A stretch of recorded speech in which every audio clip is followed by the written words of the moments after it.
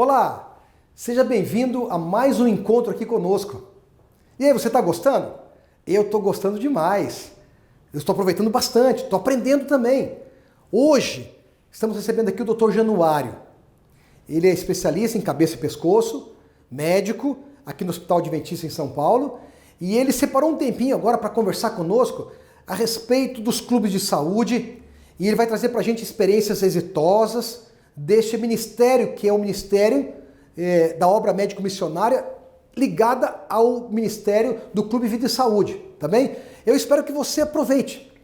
Nós já passamos 2 dias aí, já estivemos juntos aí. No sábado você esteve comigo, no domingo você esteve aí com o pastor Marcelo, e agora você vai estar com o Dr. Januário. O pastor Dr. Januário, ele é uma pessoa muito especial. Você vai gostar. Ele vai falar para você, vai falar o seu coração, tá bem? Então eu espero que você participe, eu espero que você escreva ali no chat. Escreva ali no chat. Se você quer bater um papo com a gente, se quer fazer um pedido de oração, manda para algum amigo seu também para que ele possa assistir. E sem dúvida alguma você vai ser muito beneficiado com isso, tá bem? Eu espero que você participe, eu espero que você esteja conosco e que você seja ricamente abençoado, tá legal? Deus te abençoe, não é? Espero que tudo esteja correndo bem com você. Se não, manda para cá, nós vamos orar por você e pedir para que o céu cuide de você, ok? Deus te abençoe e vamos ficar agora então com a palestra, o seminário do Dr. Januário. Deus te abençoe e tenha uma ótima programação conosco. Olá, tudo bem? Hoje nós vamos abrir a Bíblia para falar um pouco de saúde, mas não da forma como você está acostumado a ouvir. Nós vamos falar sobre obra médico-missionária. Vamos ver isso à luz da Bíblia. Mas primeiro eu quero convidar você a fechar seus olhos e invocar a presença do Senhor. Vamos orar? Eterno nosso Pai, nosso Rei, invocamos o Teu nome porque a Tua palavra diz que todo aquele que chamar pelo Teu nome será salvo. Nós acreditamos que essa promessa nos alcança nessa noite e te pedimos que o Senhor nos visite, por favor, com o Teu Espírito Santo. Transforme o nosso coração à Tua imagem, nos santifique, opere em nós com a Tua mão. Seja hoje o nosso Deus, seja hoje o nosso médico e nos transforme. Nós pedimos no nome que pode todas as coisas, o nome santo de Jesus Cristo, o nosso Deus. Amém. Querido, eu quero convidar você para abrir a sua Bíblia em 1 Tessalonicenses, no capítulo 5, no verso 23. 1 Tessalonicenses 5, verso 23. Está escrito assim: E agora, que o Deus da paz os torne santos em todos os aspectos, e que o espírito, a alma e o corpo de vocês sejam mantidos irrepreensíveis até a volta de nosso Senhor Jesus Cristo. Observe, a primeira coisa que eu queria destacar com você é que quando Deus criou o homem à sua imagem e semelhança. Nós lemos isso em Gênesis capítulo 1. Porém, quando o homem peca, quando a humanidade peca, ela perde a sua imagem e semelhança com Deus. Então, entra em ação o plano da redenção, que já havia sido criado, mas ele entra em ação. O homem é redimido, a humanidade é redimida, e a partir desse momento entra em cena o processo de refazer no homem a imagem e semelhança de Deus. Assim que o ser humano é redimido, que ele é perdoado, entra em cena a reconstrução dele à imagem e semelhança de Deus. Esse processo tem um nome. Esse processo se chama santificação. E o apóstolo Paulo ele tem uma ideia repetitiva em seus textos. Ele diz que a santificação ela não pode alcançar apenas a vida espiritual. A santificação, ela alcança o ser inteiro. Vários textos do Novo Testamento deixam claro que a santificação é o processo pelo qual somos refeitos à imagem e semelhança de Deus. Você pode conferir Romanos capítulo 8, versos 28 a 30. Você pode conferir Gálatas capítulo 4, verso 19. Você pode conferir 2 Pedro capítulo 1, versos 1 ao 4. Você pode conferir muitos textos do Novo Testamento que nos dão a entender essa mensagem, como 2 Coríntios 3,18. Em outros textos do apóstolo Paulo, ele deixa bastante claro essa ideia que eu trouxe aqui nesse texto. Deus não quer restaurar a sua vida apenas no plano espiritual. Deus quer restaurar a sua saúde física. Deus quer restaurar o seu corpo. Deus quer transformar a sua mente. Deus quer transformar a sua vida financeira. Deus quer transformar a sua vida familiar. Deus quer transformar a forma como você se relaciona com seus vizinhos, com seus filhos, com seus clientes, com seus colegas de trabalho. A vida inteira está sujeita à ação do Espírito de Deus. Em todos os aspectos da nossa vida, estamos sujeitos a sermos refeitos à imagem e semelhança do Senhor. Observe, aqui o apóstolo Paulo diz que a minha versão é interessante, que é em todos os aspectos. E ele traz espírito, alma e corpo. E às vezes esses conceitos ficam um pouco confusos, porque a gente vê espírito e alma e tende a pensar que são a mesma coisa.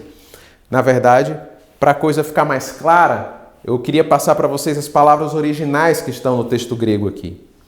A palavra espírito é a tradução da palavra pneumatos, né? Significa espírito, duas coisas que têm a ver com o plano espiritual. A palavra soma é a tradução do grego corpo. E a palavra alma é a tradução da palavra grega psique. Psique é a palavra que dá origem aos termos psiquiatria, psicologia, psicanálise. Então o que Paulo está dizendo quando ele fala alma aqui? No grego está psique, ele está falando de mente. Então ele está dizendo, Deus quer santificar você, Ele quer reescrever a imagem dele em você, mas não apenas no plano espiritual. Ele quer fazer isso também na sua mente. Ele quer fazer isso também no seu corpo. Ele quer fazer isso, por fim, em todas as áreas que dependem de físico, mental, espiritual, social, emocional, familiar, profissional, financeiro. Todas as áreas estão sujeitas à atuação do Espírito de Deus para que você seja mais parecido com Ele. Afinal, você vai se lembrar do texto que está lá no livro de Levítico, e o apóstolo Pedro repete na sua segunda carta: sejam santos, porque eu sou santo, diz o Senhor. O convite à santidade, o convite à santificação é um convite para você assumir a sua verdadeira identidade. A identidade que Deus criou para você. A antropologia bíblica é o entendimento de que nós só encontramos a nossa verdadeira identidade, o nosso verdadeiro sentido, quando nós procuramos no lugar onde fomos criados, quando nós procuramos nas palavras de Deus. E talvez você olhe para tudo isso e pergunte, mas o que tem tudo isso a ver com a obra médico missionário? Simples. O que acontece?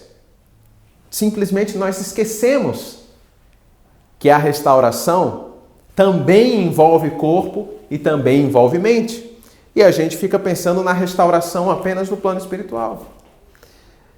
E por isso, muitas vezes, nós temos uma vida muito religiosa aos finais de semana, nós temos um sábado especialmente espiritual, mas quando voltamos para as nossas casas e durante a semana, imaginamos que por alguma razão Deus não é bem-vindo nos cuidados que eu tenho com o meu corpo, nos cuidados que eu tenho com a minha mente, nos cuidados que eu tenho com o que eu assisto, nos cuidados que eu tenho em como eu trabalho.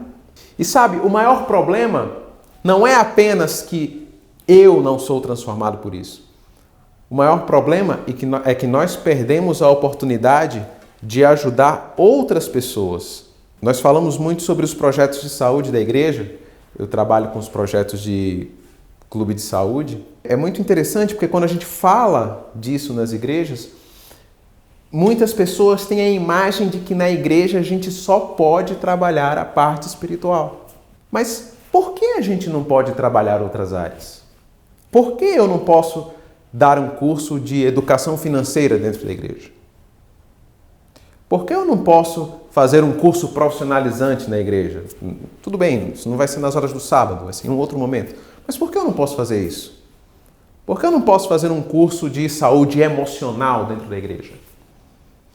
Por que eu não posso fazer uma refeição dentro do templo da igreja?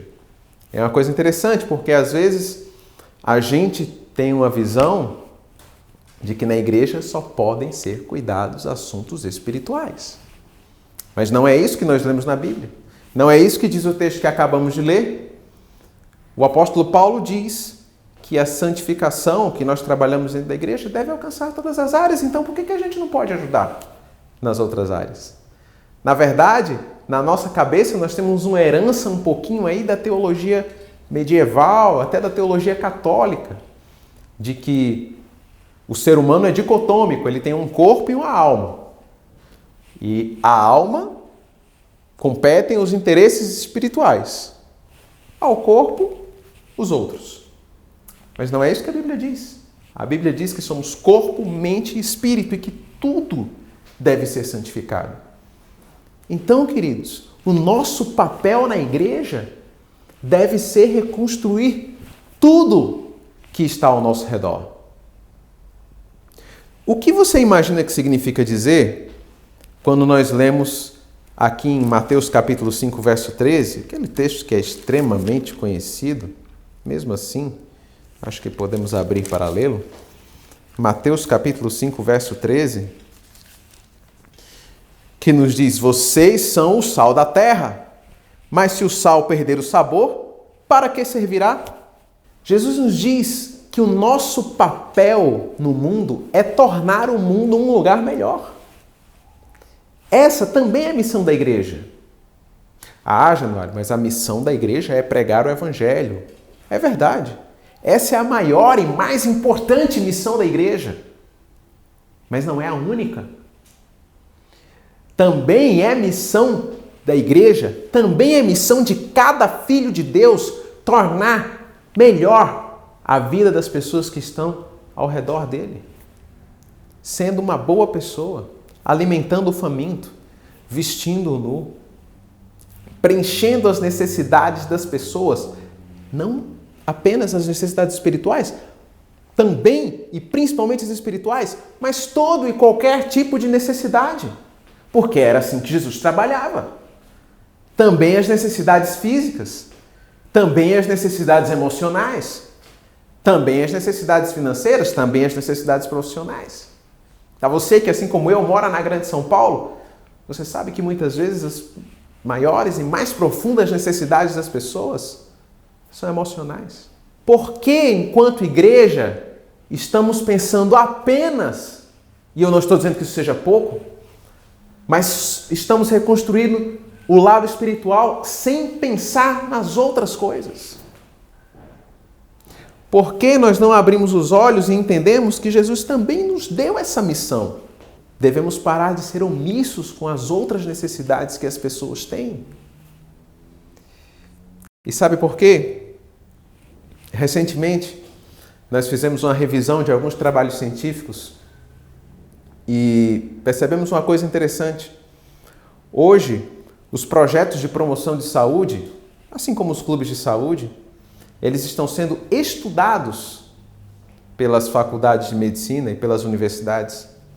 Nos Estados Unidos existe um número muito grande de trabalhos científicos pesquisando como funcionam os programas de promoção de saúde das igrejas. E veja, tem muitas pesquisas que nem sequer citam o nome da Igreja Adventista. Isso é muito interessante, que você pode pensar que clube de saúde é coisa exclusiva da Igreja Adventista, mas isso não é verdade, né? E me chama muita atenção um dos artigos que eu li, que falava sobre um grupo de igrejas específico e dizia que essas igrejas aprenderam que elas não são apenas um lugar para suporte espiritual. Elas são um centro de convivência comunitária. Elas estão ali para preencher todo tipo de necessidade da comunidade. Queridos, esse deveria, deve e tem que ser o nosso alvo. É isso que a gente precisa perseguir. E eu queria muito que você visse esse texto aqui em Mateus capítulo 25. Sim, Mateus capítulo 25. Quando Jesus fala sobre o grande julgamento, ele aponta a mais importante obra que nós temos a fazer. Sim, porque muitas vezes a gente fica confuso, porque ele diz que nós somos salvos pela fé, somos salvos pela graça, porém julgados pelas obras. Mas em Mateus 25, ele diz que tipo de obras será usada no julgamento? Serão usadas como parâmetro no julgamento. Me acompanhe aqui. Em Mateus capítulo 25, no verso 31, diz assim: quando o Filho do Homem vier em sua glória, acompanhado de todos os seus anjos, ele se sentará em seu trono glorioso. Todas as nações serão reunidas em sua presença, e ele separará as pessoas como um pastor separa as ovelhas dos bodes. Colocará as ovelhas à sua direita e os bodes à sua esquerda. Então o rei dirá aos que estiverem à sua direita: venham, vocês que são abençoados por meu Pai, recebam como herança o reino que ele lhes preparou desde a criação do mundo. Pois tive fome, e vocês me deram de comer. Tive sede, e me deram de beber. Era estrangeiro, e me convidaram para a sua casa. Estava nu, e me vestiram. Estava doente, e cuidaram de mim. Estava na prisão, e me visitaram. Observe que Jesus colocou aqui a obra médico-missionária. Tornar o mundo um lugar melhor passa necessariamente pela obra médico-missionária. Preste atenção no que eu estou dizendo. Fazer do mundo um lugar melhor passa necessariamente por assistir as pessoas em suas enfermidades. E como podemos ajudar as pessoas em suas enfermidades? Através da obra médico-missionária. E quando eu falo obra médico-missionária, talvez você imagine aí apenas as nossas instituições, você imagine talvez o Hospital Adventista, você imagine talvez alguma clínica que você conhece, ou mesmo as nossas lanchas que estão nos rios da Amazônia. Mas a obra médico-missionária, ela deve ser realizada por cada filho de Deus, individualmente, por cada cidadão do céu. Cada um de nós tem condições, sim, de fazer a obra médico-missionária. Como? Porque todos nós conhecemos alguém que esteja doente.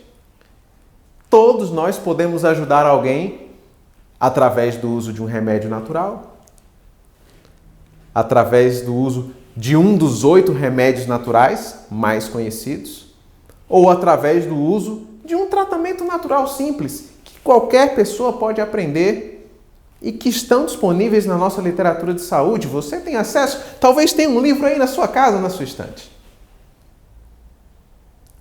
Dicas simples.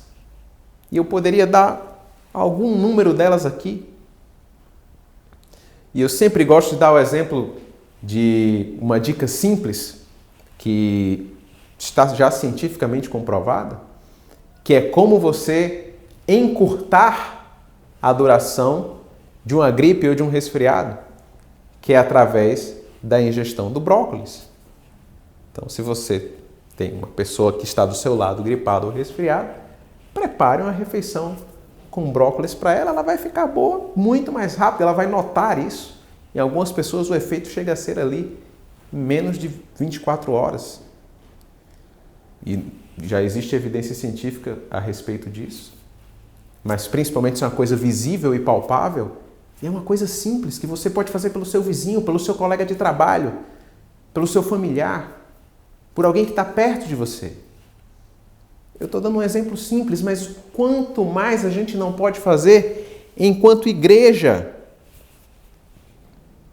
E eu queria muito ler com você um texto especial do Espírito de Profecia. Está no Desejado de Todas as Nações, no capítulo 70. E diz assim: assim descreveu Cristo aos discípulos no Monte das Oliveiras as cenas do grande dia do juízo e apresentou sua decisão como girando em torno de um ponto. Quando as nações se reunirem diante dele, não haverá senão duas classes, e o seu destino eterno será determinado pelo que houverem feito ou negligenciado fazer por ele, na pessoa dos pobres e sofredores. Desejado de todas as nações, capítulo 70. Queridos, observe, é nossa responsabilidade cuidar das pessoas ao nosso redor que estão doentes. Através da obra médico-missionária, podemos reviver a experiência da igreja primitiva, que cuidava uns dos outros. Querido, eu tenho visto muitas experiências maravilhosas quando nós abrimos os clubes de saúde nas igrejas. Em algumas regiões do Brasil, nós estamos com o privilégio de que mais de 10% das igrejas já tem um clube de saúde funcionando, ativo. Enquanto igreja, nós podemos ajudar a nossa comunidade com os 8 remédios naturais. Nós podemos fazer a obra médico-missionária na nossa igreja, mesmo que a gente não tenha um hospital na nossa igreja, mesmo que a gente não tenha um centro cirúrgico na nossa igreja, mesmo que a gente não tenha nem profissionais de saúde na nossa igreja. Como? Através dos 8 remédios naturais. Desenvolvendo uma experiência de relacionamento.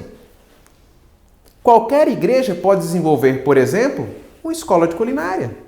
Nós temos muitos materiais na igreja que nos ajudam a fazer isso. Qualquer igreja pode desenvolver, por exemplo, um grupo de caminhadas. Não é necessário nenhum material, nenhum recurso extraordinário para você organizar um grupo de caminhadas. Mas os benefícios que vêm de um grupo como esse são excelentes. Você desenvolve novas amizades. As pessoas que começam a caminhar começam a melhorar a sua saúde. Quantas doenças não podem ser aliviadas com a caminhada? Doenças reumáticas, artrose, transtorno de ansiedade, depressão, pressão alta, diabetes, obesidade. Quantas doenças não podem ser tratadas com exercício físico? Talvez não completamente revertidas, mas melhoradas. Ei, se você é profissional de saúde, você sabe bem do que eu estou falando.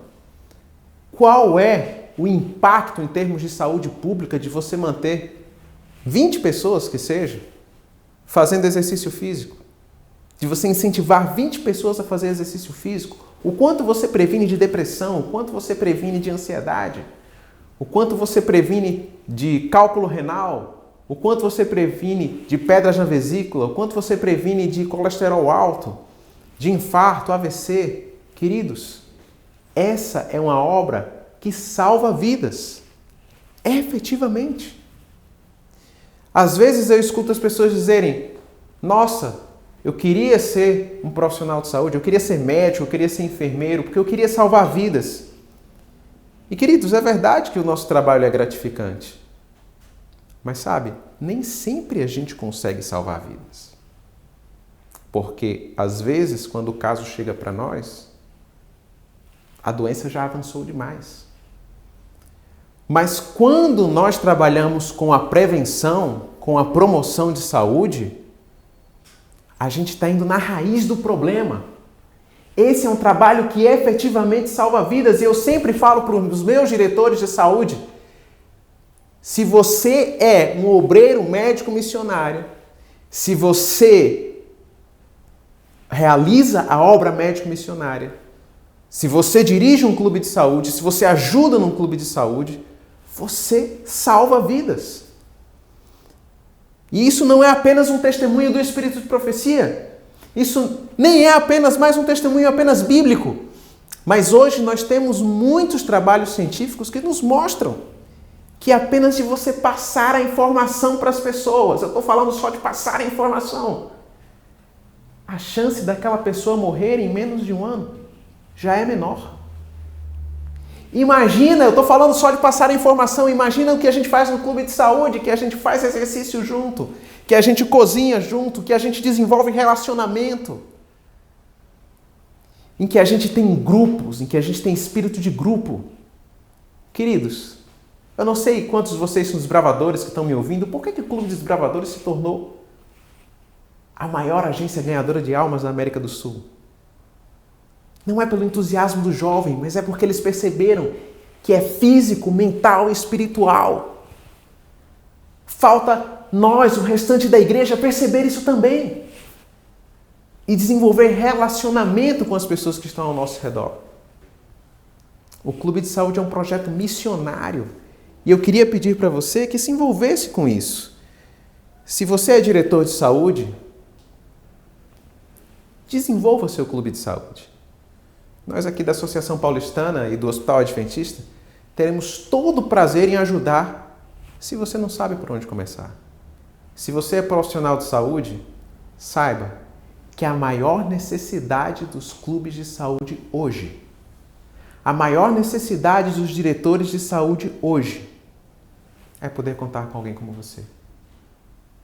Se você não é profissional de saúde, não é diretor de saúde, mas ama a mensagem de saúde, com certeza você será bem-vindo nos clubes de saúde que estão tentando ajudar as comunidades ao redor das nossas igrejas. Querido, para encerrar, eu queria fazer um convite para você. Eu gosto muito da ilustração que o meu chefe, o Dr. Rogério, conta. Vocês vão ouvir ele falar em outra noite aqui. Ele fala de um grupo de missionários que ficou preso numa ilha uma vez, estava fazendo um trabalho numa ilha, e eles faziam pilhas de madeira para fazer fogo, para espantar os animais. E eles começaram a perceber que eles faziam pilhas de madeira e logo em seguida outras pilhas de madeira apareciam. Eles começaram a se perguntar quem ou o que estaria reunindo essas outras pilhas de madeira que não eram feitas por eles. E eles descobriram que os macacos selvagens daquela ilha estavam fazendo pilhas de madeira muito semelhantes às que eles faziam. Mas só tinha um problema. Os macacos não sabiam fazer fogo, assim como os missionários faziam. Queridos, nada do que sonhamos vai se tornar verdade se nós não recebermos o Espírito Santo de Deus. Se nós não clamarmos pelo Espírito Santo. Se não formos visitados pelo Espírito Santo. Nada do que a gente sonha vai se tornar realidade. Estaremos juntando pilhas de madeira, mas vai faltar o mais importante. Eu queria convidar você para se envolver com os clubes de saúde. Eu queria convidar você, profissional de saúde, para tutoriar diretores de saúde. Eu queria convidar você para se envolver com o nosso projeto. Mas, acima de tudo, eu quero convidar você para se envolver numa busca pessoal pelo Espírito Santo. Porque as nossas palavras não têm poder para mudar ninguém. As nossas palavras não são capazes de fazer nada. Aquilo que a gente diz, aquilo que a gente faz, aquilo que a gente vive, por mais intensa que seja a nossa motivação, não tem capacidade de fazer nada na vida de ninguém. Mas se o Espírito Santo descer sobre nós, vidas vão ser transformadas e você vai ver o poder de Deus se manifestar. Feche seus olhos. Eu quero orar com você nesse momento. Pai eterno, nosso amado Senhor, visite-nos hoje com Teu Espírito Santo, porque essa é a nossa mais profunda e mais urgente necessidade. Transforme-nos a todos nós em obreiros médicos missionários. Que nós possamos ser instrumentos nas Tuas mãos e que lá no céu possamos encontrar pessoas que foram salvas pelo Espírito Santo, mas que usaram a nossa voz, que usaram as nossas mãos, que usaram as nossas vidas a ser alcançados. Seja hoje o nosso Deus. Nós pedimos o nome que pode tudo, o nome de Jesus Cristo, nosso Senhor. Amém.